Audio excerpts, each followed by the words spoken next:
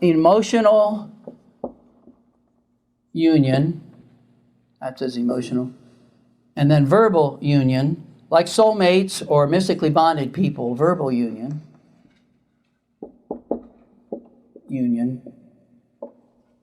and then non-sexual physical union, NSPA. This goes to this, goes to this. This is some really great things that need to happen. Well, thank you. Is that it? Yeah. Does anyone remember? Does everyone have one of these? How many would like one of these? Okay, hold them up. 1, 2, 4, 6, 8, 10, 12, 14, 16, 18. Thank you, Peggy. She's the best, isn't she? She runs out and misses the lecture just to serve you. Who's that remind you of? Whoa. So when people have one of these things going on, they have a different feeling about each other than other people. Gordon B. Hinckley once said there was something different about Marge, his wife, than any other girl I'd ever been with. Something different. And we'll talk about what some substitutes for this are, because, of course, something so wonderful, the negative self is going to have a substitute for it. The more important it is, the more you're sure there will be two substitutes. One will be overs, and the other will be unders. Can you guys remember that? Overdoing it, underdoing it. And there's people that can't fall in love because, of course, they don't feel the thing there. And we'll show you that. And then there's people who are always falling in love with somebody, but it isn't love, it's need. And that's really a great big thing we're going to talk about here in just a minute. So when two people are mystically bonded, there's a certain feeling. They have a feeling union. Their feelings are different than with anyone else. And then you can tell because they can talk for hours. And the time goes by so fast. And it doesn't matter what you talk about. And it doesn't matter where you go. If you go to the opera or to a barn dance, it's still just hanging out that's the magic part, the emotional union. And then NSPA means that they have physical affection, non-sexual physical affection. And this is a very important thing because that NSPA continues for years.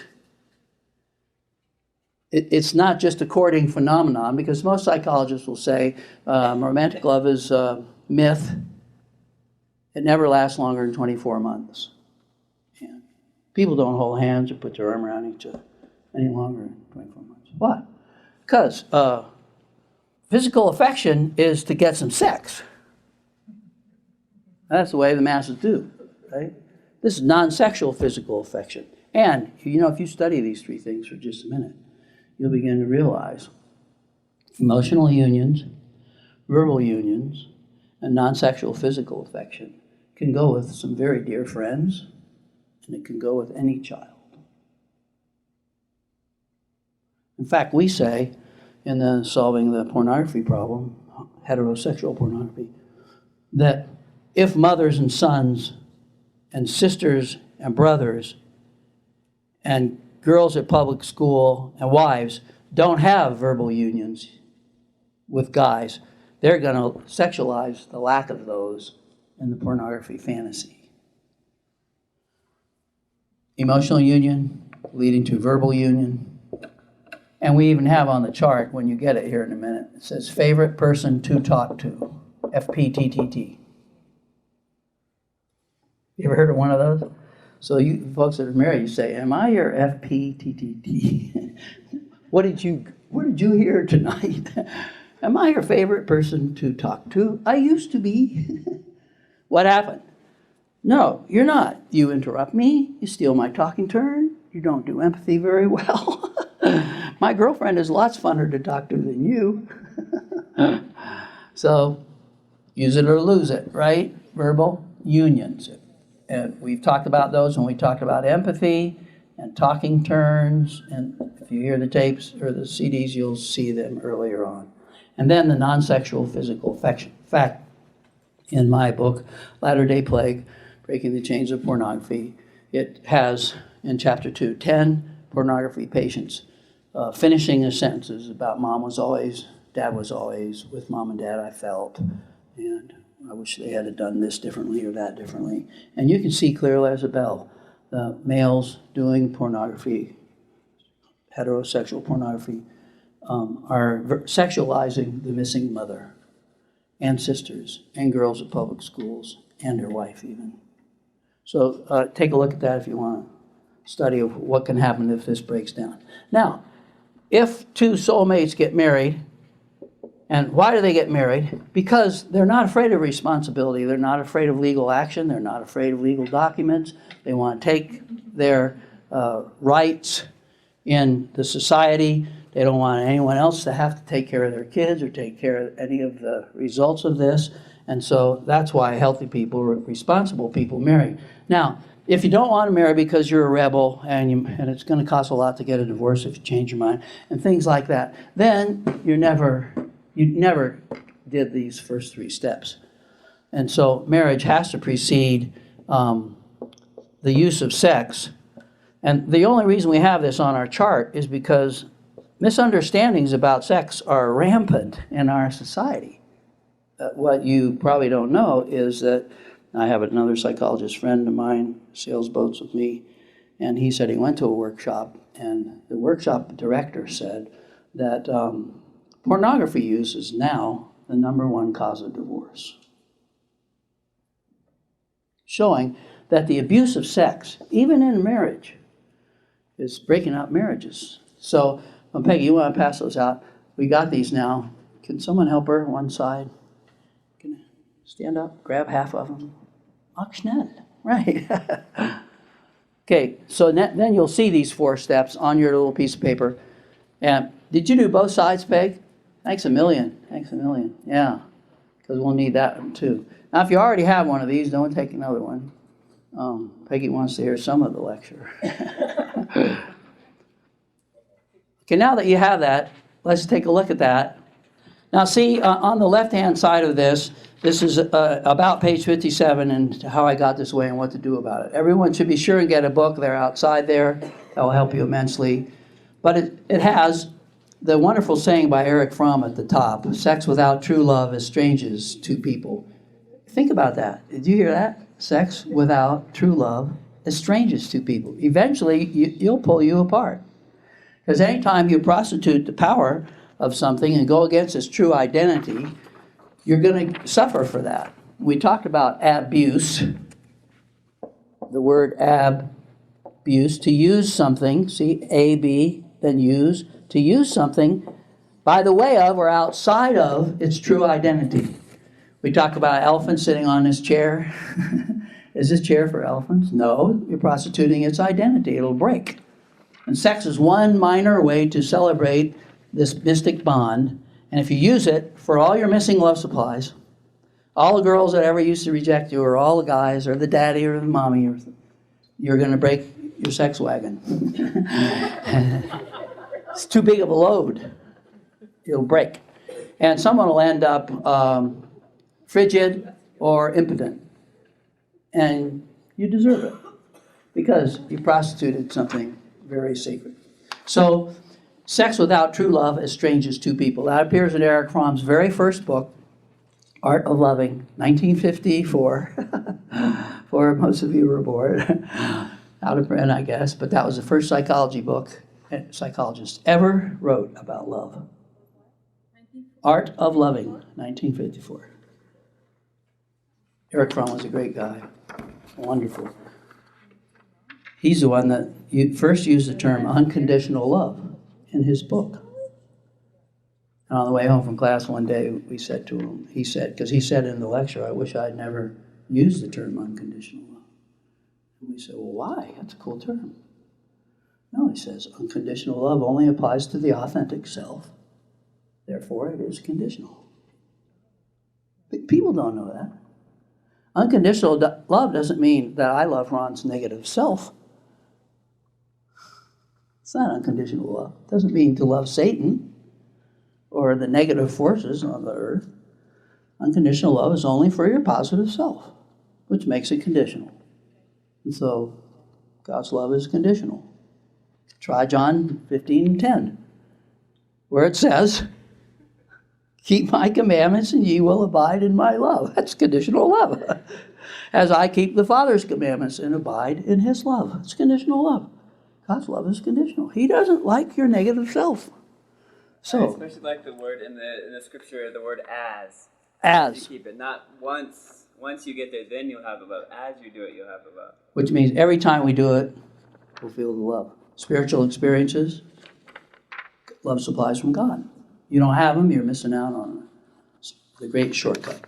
Okay, so on the left, we have the real self with arrows going down. And on the right, we have the false self, FS, with arrows going up. You get it? So the emotional union, it says here, a feeling, closeness, a spark, or a mystic bond, or electricity. Electricity, sparks, are not done by chemistry. Chemistry is done by two bodies. A spark and mystic bond, electricity, is done by two souls. And we'll talk about that even more. And that's what we mean by feeling closeness or a mystic bond. Okay, verbal unions, deep talks about feelings, your favorite people to talk to, FPTTT. So starts from one, emotional union, goes down to two, verbal unions. You can talk about anything. If you're with someone and you can't talk about certain things because they'll get mad or you'll get mad, there isn't the true form of love there. And then number 3, non-sexual physical affection, NSPA. Then there's a line, then there's marriage for responsibility taking, because true love is responsibility. That's the power part of it. There's a tenderness part of it and the power part of it. And as you remember in your love supplies chart, does everyone remember the love supplies chart? Peggy's not going out and get you one, but all of you should have one of those, and it's on page 89 of your book, How I Got This Way. And it has 3 love supplies that are tenderness and 3 love supplies that are power. Because true love is a blend of tenderness and power. And that's why people get married, because they're willing to take the responsibility. Healthy people. Sexual closeness or sexual union, and the only reason we have it here is because we're trying to show how greatly it's abused and how it can ruin most marriages, because as I've just told you, if pornography use is number 1 cause of divorce, that's no news. Sexual turpitude, affairs, blah, blah, or problems in the marriage bed are also the number 1 cause of divorce and have been for years. The next one's financial problems. The next one's dealing with children. You want to try the hardest thing in the world, blended families.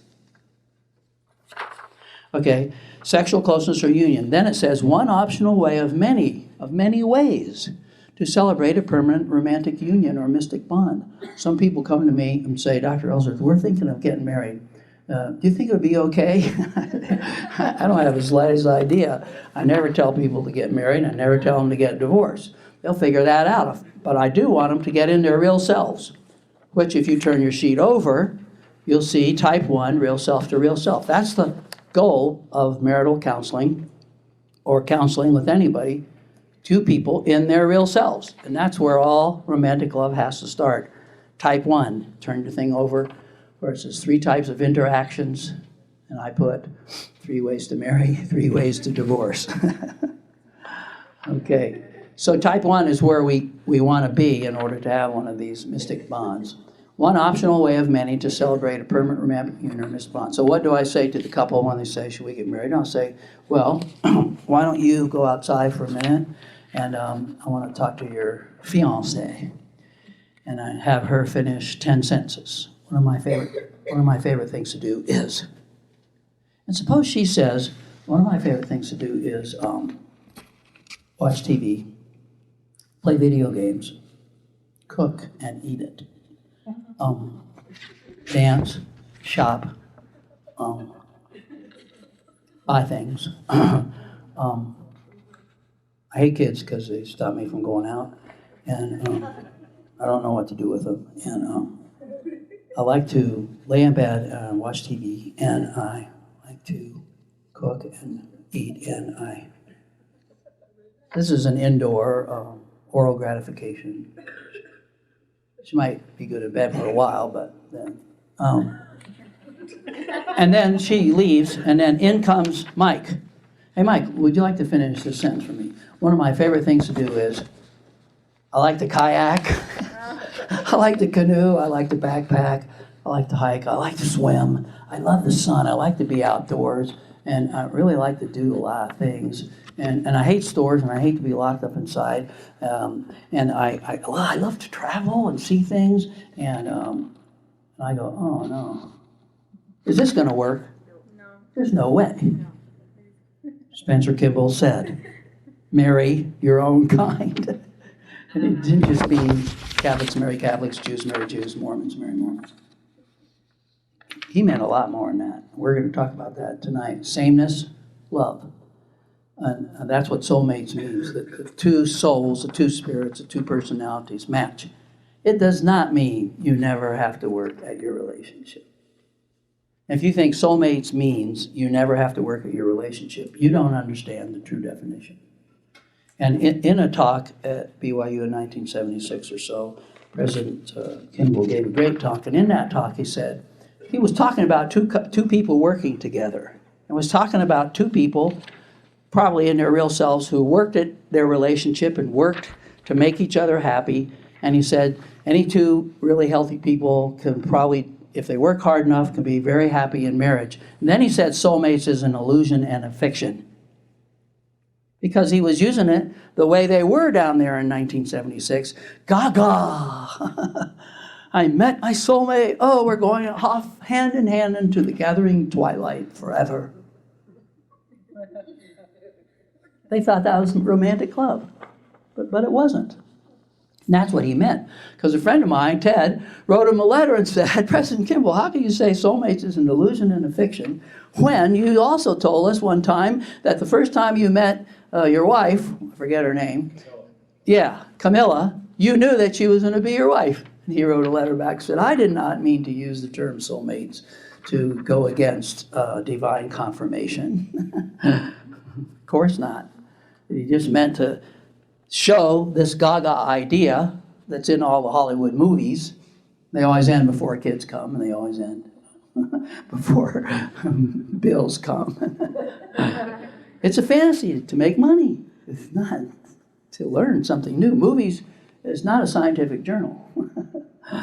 Okay, so then it says false. Let's go back to the 3 ways to celebrate. Sex is a minor part of a healthy relationship. 1, 2, and 3, namely the emotional verbal unions, are major parts of a healthy relationship. And at the bottom it says, notice the false or negative self goes backwards. It's always backwards. Satan substitutes stink, SSS. It indicates that number 4, sexual union, will create union 3, 2, and 1. I couldn't count the number of patients who say, oh yes, it's going to be a great marriage because when we make love, we're so close. That's like, it's crazy. It's like taking the sacrament when you never got baptized. And I tried to teach this to some kids in a college. And on the final, I said, I had a little thing tell about what true sex is like. And this, because I tried to mention to it, it's like a birthday party. That if you have your 40th birthday, the party is a symbol of the 40 long years that you put in on the Earth School. If you weren't truly 40, a party wouldn't be any good to celebrate your 40 years. So sex is like a party to celebrate the mystic bond, the 1, 2, and 3, the foundation of the romantic relationship. And so when it came for her to answer the question, just give a short definition of what authentic sex would be between a married couple. And she put a birthday party in bed. Well, she was getting close. So the whole idea that sex is a minor part of a healthy relationship. One optional way. Why do we put optional and underline it? Because President Howard Hunter said, let there be no dominance in the tender, intimate relationships between a man and a woman. No one's forcing anything. The marriage license is not a perversion license. Just because you're married doesn't mean you have to make love if you don't want to. So we'll talk more about that. Sexism. So one optional way of many to celebrate a permanent romantic union or a mystic bond. Why we put permanent? Because that's what happens when you get the right person. Sex is a minor part of a healthy relation. 1, 2, and 3 are major parts. Now down at the bottom it says, notice that the false or negative self goes backwards. It indicates that number 4, sexual union, can create unions 3, 2, and 1, physical, verbal, and emotional. Just the opposite is true, and one partner will become frigid or impotent in time. Why? Because they're getting used. But if they've been used all their life, they've been sexually abused in one way or another. Remember, there's 3 ways to be sexually abused. Emotional, verbal, physical. You with me? Emotional sexual abuse means that somebody sees you as a sex object rather than a human being. That's emotional sexual abuse. It's the mother of all forms of abuse. Verbal sexual abuse is talking about yourself or him or in a sexual way as a sex object. Physical sexual abuse means somebody actually physically has sex with you or some form of that. Okay, so someone's going to rebel. So that's a little quick trip on what we are talking about here with the passionate, spiritual, emotional, sexual excitement between man and woman, which highly values the being, not the body, of each. Okay, now, in his book, Nathaniel Branden, if you can get a copy of this, and you probably could,